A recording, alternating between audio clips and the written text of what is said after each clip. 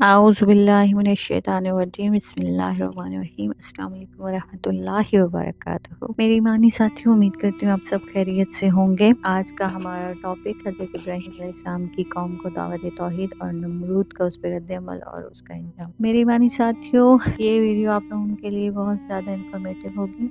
हम पूरी तरह से कुरान का तर्जुमा नहीं पढ़ते, हम जस्ट कुरान को रीड करते हैं और उनकी सूरतों और आयात का तर्जुमा मैं यहाँ पे बयान करूँगी। तो चलें शुरू करते हैं अपनी वीडियो, और इस वीडियो को एंड तक जरूर देखें। हज़रत इब्राहीम अलैहिस्सलाम ने अल्लाह रब्बुल इज़्ज़त की तरफ से अनु यकीन मिलने के बाद अपनी पूरी कौम को अल्लाह ताला की तौहीद की दावत पेश की, मगर कौम बुतों की इबादत पर जमी हुई थी। उन्होंने हज़रत इब्राहीम अलैहिस्सलाम की दावत को मानने से इनकार करते हुए आप अलैहिस्सलाम से झगड़ना शुरू कर दिया और आप अलैहिस्सलाम को अपने माबूदों से खूब डराया धमकाया, मगर आप अलैहिस्सलाम ने उस पर बड़े तहम्मुल और उसका मुजाहिरा किया। फरमाने इलाही है और इन इब्राहीम अलैहिस्सलाम की कौम ने इनसे झगड़ा करना शुरू कर दिया, तो उन्होंने फरमाया कि तुम अल्लाह के बारे में मुझसे झगड़ा करते हो, हालांकि उसने मुझे सीधी राह दिखाई है और मैं उन माबूदों से हरगिज़ नहीं डरता जिन्हें तुम अल्लाह के साथ शरीक बनाते हो। हाँ, अगर मेरे परवरदिगार ही की कोई मशीयत हो तो वो जरूर हो सकता है। मेरा परवरदिगार हर चीज को अपने इल्म में घेरे हुए है। क्या तुम फिर भी नसीहत हासिल नहीं करते हो? और मैं तुम्हारे ठहराए हुए शरीकों से कैसे डरूं, जबकि तुम अल्लाह के साथ उन चीजों को शरीक ठहराते हुए नहीं डरते जिनके लिए उस अल्लाह ने तुम पर कोई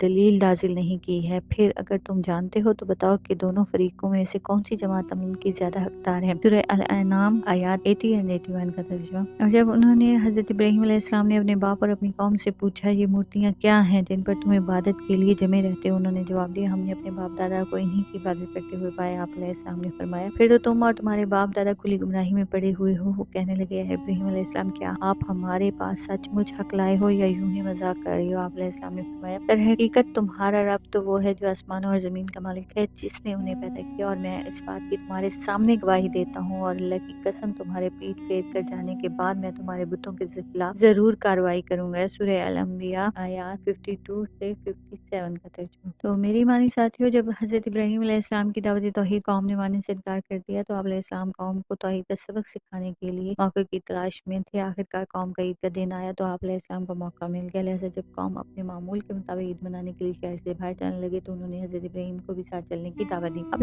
अलैहिस्सलाम ने सोचा, कौम को मुतमईन करने के लिए कोई ऐसी भी पेश जाए कि वो साथ लेकर जाने परेशान न करें, और मैं कौम के खुद साख्ता माबूदों को तोड़कर कौम के ये समझा दूं कि जिन बुतों की तुम इबादत करते हो वो तुम्हारा तो दरकिनार अपना दिफा करने की भी सलाहियत नहीं रखते। चूंकि इस दौर में इल्म नजूम सितारों को देखकर मालूमात हासिल करना बड़ा इल्म आम थे, मुतमईन करने के लिए सितारे की तरफ देख कर फरमाया, मेरी तबीयत नासाज है। फरमाने लाई, बस इब्राहीम ने एक नजर सितारों की तरफ देखा, फिर कहा, मेरी तबीयत खराब है। इस जवाब पर कौम के लोग इब्राहीम को छोड़कर अपने कौमी त्यौहार मनाने के लिए चले गए, और फिर इब्राहीम अलैहिस्सलाम ने उनके माबूदों के पास बुत खाने में गए और उनके तरह के खाने देखकर कहा, तुम खाते क्यों नहीं? तुम्हें क्या हो गया? तुम बोलते क्यों नहीं? फिर आप अपनी पूरी कुव्वत के साथ अपने दाहिने हाथ से उन्हें तोड़ने लगे। सूरह अल-सिफत आयत 88 था 93 का तर्जुमा था। हजरत इब्राहीम अलैहिस्सलाम की कौम के लोग जब ईद मनाकर फरमाने इलाही है, वो आप वापस आने पर बुतों का हाल देख कर कहने लगे, हमारे माबूदों के साथ किसने ये हाल किया? शक तो यकीनन जालिमों में से अब्बास लोगों ने कहा, हमने एक नौजवान को इनका तज़किरा करते हुए सुना था जिसे इब्राहीम अलैहिस्सलाम कहा जाता है। सबने कहा, अच्छा, उसे पकड़ कर लाओ, लोगों की निगाहों के सामने लाओ ताकि सब लोग उसे देखेंगे। फिर इब्राहीम अलैहिस्सलाम आ गए तो उन्होंने कहा, इब्राहीम, क्या हम आपने हमारे माबूदों के साथ ये हरकत की? आप अलैहिस्सलाम ने उन्हें उनके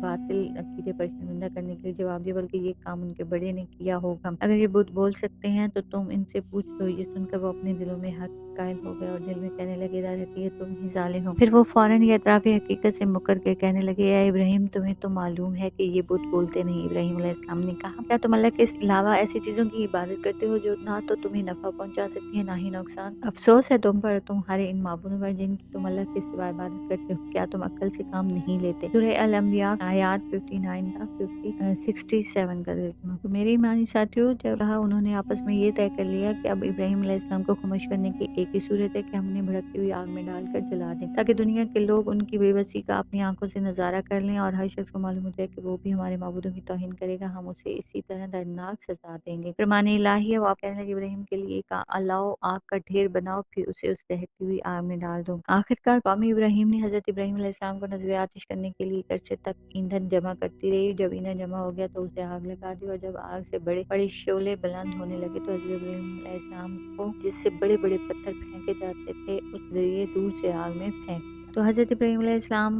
کو جب آگ میں پھینکا گیا تو اللہ تعالیٰ نے حضرت ابراہیم علیہ السلام کی حفاظت فرمائی اور آپ علیہ السلام کے خلاف قوم کی تیار کردہ سازش کو ناکام بنا دیا۔ فرمان الہی ہے، ہم نے فرمایا ہے آگ تو ٹھنڈی پڑ جا اور ابراہیم علیہ السلام کی سلامتی والی بن جا، اور انہوں نے ابراہیم علیہ السلام کا برا چاہا لیکن ہم نے انہیں بری طرح ناکام بنا دیا۔ سورہ الانبیاء آیات 69 تا 70 کا ترجمہ۔ چنانچہ وہ آگ آپ علیہ السلام کے لیے گلزار بن گئی اور جانداروں میں سے جس نے بھی اس آگ کو جلانے میں تعاون کیا اللہ تعالیٰ نے انہیں سخت سزا دی۔ حضرت حدیث رسول اکرم صلی اللہ علیہ وسلم ہے، جب ابراہیم علیہ السلام نے آگ میں ڈالے گئے تو گرگٹ کے علاوہ باقی تمام جانداروں نے آگ بجھانے کی کوشش کی، لیکن گرگٹ نے آگ کو بھڑکانے کے لیے پھونکے مارے، اس لیے آپ علیہ السلام نے اسے مارنے کا حکم دیا۔ یہ ابن ماجہ کی حدیث ہے۔ حضرت عائشہ سے روایت فرمایا گیا ہے کہ حضرت ابراہیم نے آگ میں ڈالے جانے سے پہلے یہ کلمات پڑھی تھی، حسبنا اللہ و نعم الوکیل، ترجمہ ہمارا اللہ ہی ہمارے لیے کافی اور وہی بہترین کارساز ہے۔ میری ایمانی ساتھیو، جب حضرت ابراہیم کو اللہ تعالیٰ نے قوم کی سازش سے بچا لیا، نمرود کو اس بارے میں بڑی تشویش ہوئی۔ اس نے سوچا کہ ابراہیم کی دعوت و تبلیغ اس طرح جاری تو یہ لوگوں کو میری ربوبیت اور بادشاہ سے متنفر کر دے گا، جس سے میری حکومت چلی جائے گی، لہٰذا اس نے سمجھانے کے لیے حضرت ابراہیم کو اپنے دربار میں بلایا۔ آپ علیہ السلام نے نمرود کو اللہ رب العزت کی پہچان کروائی۔ فرمان الہی کہ آپ نے اس شخص نمرود کے معاملے پر غور نہیں کیا جس نے حضرت ابراہیم علیہ السلام سے اسے رب کے بارے میں جھگڑا کیا، جب اللہ نے اسے حکومت دے رکھی تھی۔ جب ابراہیم علیہ السلام نے کہا کہ میرا رب تو وہ ہے جو زندگی اور موت دیتا ہے، تو اس نے کہا میں بھی زندہ کرتا ہوں مارتا ہوں۔ حضرت ابراہیم نے کہا اللہ سورج کو مشرق سے نکالتا ہے تو اسے مغرب سے نکال کر دکھا۔ یہ بات سن کر وہ کافر لاجواب ہو گیا اور اللہ ظالموں کو ہدایت نہیں دیتا۔ سورہ البقرہ آیات 258 کا ترجمہ۔ حضرت ابراہیم علیہ السلام کا اللہ تعالیٰ پر یقین تھا۔ جب حضرت زید بن اسلم فرماتے ہیں کہ کھانے پینے کی اشیاء کا انتظام نمرود اپنے ساتھیوں کا کرتا تھا، لوگوں میں تقسیم کرتا تھا۔ حضرت ابراہیم علیہ السلام اس مناظرہ سے پہلے خود نوش کی اشیاء اس سے لینے جاتے تھے تو وہ دے دیا کرتا، لیکن جب اس کے ساتھ آپ علیہ السلام کا توحید باری تعالیٰ کے بارے میں مکالمہ ہوا تو اس نے آپ علیہ السلام کو کھانے پینے کی اشیاء دینے سے انکار کر دیا۔ آپ علیہ السلام کو اللہ تعالیٰ پر بڑا اعتماد تھا، اللہ تعالیٰ ہی تو لوگوں کو کھانے پینے کی اشیاء فراہم کرتے ہیں اور بیمار ہونے پر انہیں شفا دیتے ہیں، لہٰذا آپ نے گھر کے قریب آ کر گھر والوں کو مطمئن کر لی۔ جن بوروں میں کھانے کی اشیاء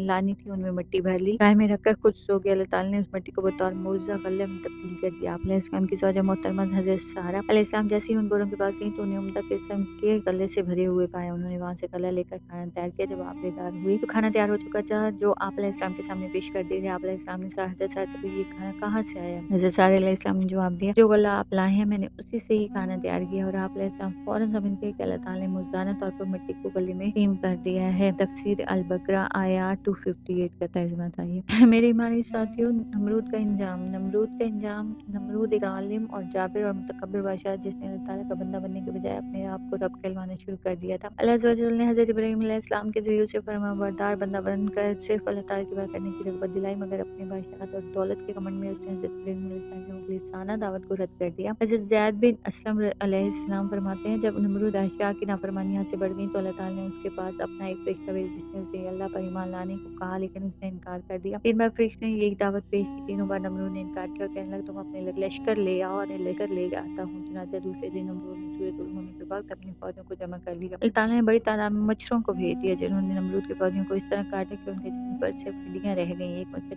مچھر نمرود بادشاہ کی ناک میں بھی گھس گیا جو اسے بار بار کاٹتا تھا۔ اللہ تعالیٰ نے اس مچھر کے ذریعے اسے کافی عرصے تک عذاب میں مبتلا رکھا۔ جب اس کے سر پر کچھ مارا جاتا تو بادشاہ کو کچھ سکون ملتا، جب مارنا چھوڑ دیا جاتا تو مچھر پھر کاٹنے لگتا۔ آخرکار وہ اللہ تعالیٰ کے حکم سے اسی مچھر کے کاٹنے سے ہلاک ہو گیا۔ تب سورہ البقرہ آیات 258۔ تو یہ تھا آج کا ہمارا ٹاپک۔ میری ایمانی ساتھی، امید کرتی ہوں کہ یہ ویڈیو آپ لوگوں کے لیے بہت انفارمیٹیو ہوگی۔ بہت سارا خیال رکھیں، دعا میں یاد رکھیں۔ اگر میری یہ ویڈیو آپ کو پسند آئی ہو تو میری ویڈیو کو لائک کریں، شیئر کریں اور کمنٹس کریں، اور میرے چینل کو سبسکرائب کریں تاکہ میری آنے والی ویڈیوز آپ کو ملتی رہیں۔ اللہ حافظ۔